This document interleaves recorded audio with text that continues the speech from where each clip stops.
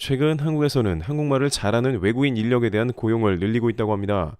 그런데 이것이 기존에 한국에서 불법으로 일해오던 국가들을 크게 좌절시키고 있다는 국면이 나온다는데요. 이들은 때를 지어다니고 한국의 불법스러운 물건을 유통시키는 등 여러 가지 문제를 일으키기도 하고 일터에서 제대로 일하지도 않으며 한국어도 학습하지 않는 등 떼지어다니는 문제가 있다는데요. 이는 상대적으로 한국 내 문제와도 연관되어 있고 한국 정부는 골머리를 앓고 있는 상황입니다만, 그러나 오히려 동남아의 기타 작은 국가들의 청년들은 한국에 어떻게든 와서 일하려고 진심으로 애를 쓰고 한국어까지 배우는 등 뜻밖의 상황이 전개되고 있는데, 특히 한 국가가 매우 주목되고 있는 국면인데요. 해당 국가는 한국을 존중하며 절차를 지키고 최선을 다하는 모습을 보여주고 있으며, 한국에서 동남아인데 이렇게까지 애를 쓰며 진지한 나라는 처음 봤다는 의견을 제기하고 있습니다. 또한 기존에 한국인이 가졌던 해당 국가에 대한 오해를 씻는 계기가 될 정도로 대단하다고 하는데, 국민들이 매우 순수하며 한국에 대한 존중하는 마음 등으로 한국에서도 높게 평가받고 있습니다. 그러나 또 다른 나라는 한국의 법 질서를 해치는 건 물론이고 사회 문제를 크게 일으키고 있는 상황입니다. 한국에서 이렇게 사회 문제를 일으키는 국가는 다름 아닌 베트남이며 비교가 된다고 하는데요. 현재 한국이 베트남을 손절해버리고 또한 한국을 존중하는 이 나라에 더욱 많은 혜택을 주려는 움직임이 보이자 베트남에서는 그제서야 한국을 붙잡는 모양새가 펼쳐진다는 사연도 전해지고 있는 모습입니다. 우선 현재 한국 내의 베트남 불법 체류자 문제가 날이 갈수록 심각한 국면을 보이고 있는데요. 동남아 지역에서 베트남은 한국에서 가장 많은 불법 체류자를 차지하고 있는 국가 중 하나입니다. 그나마 불행 중 다행인 것은 코로나로 인해서 베트남의 여행객들이나 기타 유학생이 대거 막혀버린 것이죠. 국가 간의 이동이 근 2년간 상당히 제한을 받았기 때문에 그나마 불법 체류자가 줄어들게 되었지만, 문제는 베트남이 이전부터 상당히 절차를 지키지 않고 한국에 수많은 이들을 보내왔다는 점입니다. 2018년 말 당시에 베트남에서 한국으로 갈 수 있는 5년짜리 비자가 발급되면서 논란이 되기도 했습니다. 당시 베트남 정부는 자신들의 부유층 도시에 있는 거주민들만 한국에 5년 비자가 나온다고 했으며, 이들은 평균 생활비가 월 100만원 이상일 정도로 베트남 월 평균 생활비 20만원보다 훨씬 잘 사는 사람들이라 한국에 가더라도 전혀 불법 체류 문제를 발생시키지 않고 한국은 안전하다며 호언장담하기도 했습니다.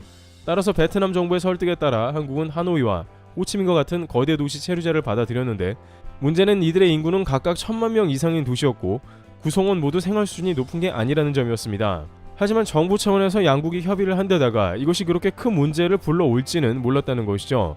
수많은 베트남 사람들은 이 소식이 나가자마자 베트남 한국 대사관에 인산인해를 이루며 몰려들었고, 너도 나도 한국 비자를 받아간다는 생각으로 5년짜리 복수 비자를 받는 상황이 펼쳐졌습니다. 하지만 결국 왜 이렇게 베트남인들이 이 5년짜리 관광 비자에 열광했는지 너무 뻔한 상황이었는데요.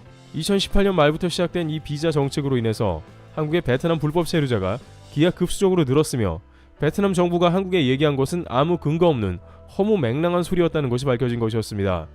결국 이들은 여행 비자를 받아 한국에서 아예 잠적할 목적으로 비자를 받는 상황이 나온 것입니다. 게다가 이미 태국이나 베트남과 같은 불법 체류자의 절대 다수를 차지하는 국가들의 특징이 있는데, 바로 한국 내에서 불법 체류자 네트워크가 형성되어 잠적도 쉽고 도망치기도 쉽게 만들어졌으며, 불법 체류자들을 수용하고 있는 일부 한국인들도 오히려 이런 네트워크를 적극 활용하는 걸로 보입니다. 베트남 불법 체류 브로커가 발달했고 그 가운데 업장 사이에 모종의 거래가 있다는 것입니다. 2018년 말에 시작된 복수 비자로 인해서 베트남 불법 체류자는 5만 명을 순식간에 넘어서는 모습을 보였는데, 대부분은 여행객으로 온 사람들과 유학생들 및 최근 수년간 유행한 국제 결혼의 인원도 많았습니다. 이 역시 베트남이 한국에 대해 기본적으로 법 질서를 하나도 지켜도 되지 않은 국가로 본 것이며, 그들이 한국을 그저 월급 많은 나라로 몇 년 바짝 일하고 돈 벌고 뜨려는 마음이었던 것입니다. 물론 정식적인 루트로 일을 한 다음 돈을 버는 것은 누가 뭐라고 하겠냐만, 대부분은 불법이 관여되었고 국제 결혼으로 오는 베트남인의 상당수는 이미 유부녀인 경우도 많았다는 것이 밝혀진 상황입니다. 한국에서 결혼한 다음 영주권을 얻어서 베트남 현지의 남편을 데리고 온다는 계산이었던 것입니다.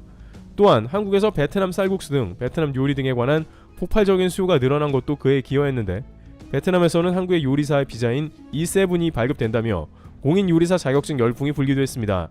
물론 대부분의 요리사들은 그저 한국에서 불법 체류로 일하는 목적의 사람들이었다는 것입니다. 결국 복수 비자 등을 실행한 지 6개월도 안 되어 한국 당국은 비자 정책을 대폭 수정했는데요. 베트남 불법 체류자 급상승으로 인해서 한국 내 치안 문제까지 대두되기 시작했고, 기존의 중국과 태국 불법 체류자까지 관리 자체가 이제 매우 어려운 지경에 들어가 버린 것입니다. 또한 그들은 한국에서 상당한 자금을 본국으로 송금하는 행태가 지속되는 모습을 연출했습니다. 게다가 대부분 불법 체류자 네트워크가 그렇듯이 협소한 방 한 개를 빌려놓고 4-5명이 생활해 가면서 주변 동네 치안을 불안하게 하고 코로나 집단 감염 및 고성 방가 등 큰 문제를 일으키는 사회 문제가 됐습니다. 실제 전북 완주군의 한 아파트에서는 아파트 단지 내에서 흉기 추격전이 벌어지기도 했는데, 이는 베트남 브로커 A씨가 임금을 불법 체류자인 B씨 등에 제대로 지급하지 않은 문제가 얽혔고, 이러한 다툼 등이 한국 땅에서 기하급수적으로 늘어나며 사회 문제가 되어버린 것이었습니다. 결국 한국 법무부는 비자 심사를 대폭 강화하고 복수 비자를 대폭 축소하는 단계로 들어섰고, E7 등의 요리사 비자의 직업 비자 역시 검토는 물론 발급을 축소하는 단계에 들어간 것입니다. 공통점은 대부분이 한 달짜리 단기 비자로 입국 후 체류 기간을 넘긴 불법 체류자라는 점입니다. 한국에서 2-3년 정도 고생하고 나면 베트남 시골에서 저택을 짓고 평생 먹고 산다는 소문이 나자 너도 나도 한국행을 택했는데, 이에 대해서 베트남 현지에서는 뜻밖의 대답이 들려왔는데요. 현지인들은 삼성을 비롯한 한국 브랜드가 베트남에서 최고 기업으로 인정받는 분위기가 되면서 그야말로 과거 한국이 미국을 생각하듯 코리안 드림이 베트남인 가운데 급속하게 퍼졌다는 것입니다. 또한 이미 한국에 다녀와서 베트남 지방에서 저택을 짓고 사는 사람들의 입소문도 영향이 컸습니다.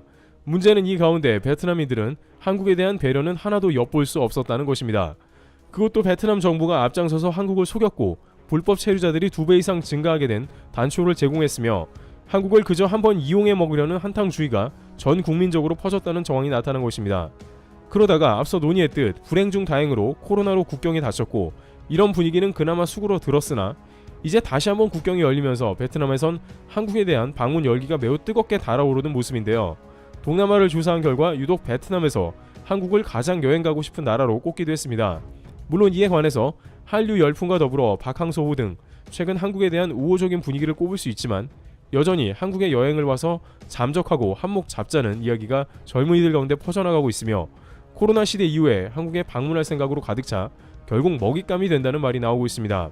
한국에서도 코로나 이후에 국경을 열고 외국 관광객을 어느 시점에는 받아들여야 한다는 예상은 하지만, 추후 베트남 불법 체류자들 시즌2가 시작될 것에 잔뜩 긴장하면서 대안을 찾고 있는 상황인데요. 바로 이 상황에 한국의 동남아의 신생 국가를 대신 받아들여야 한다는 주장이 나오고 있습니다. 그것은 다름 아닌 인도 옆의 섬나라 스리랑카인데, 한국에서는 언뜻 잘 이해가 가지 않는데요. 왜냐하면 스리랑카는 인도와 비슷한 나라로 치부되며 역시 베트남과 별로 다를 게 없다는 선입견이 강합니다.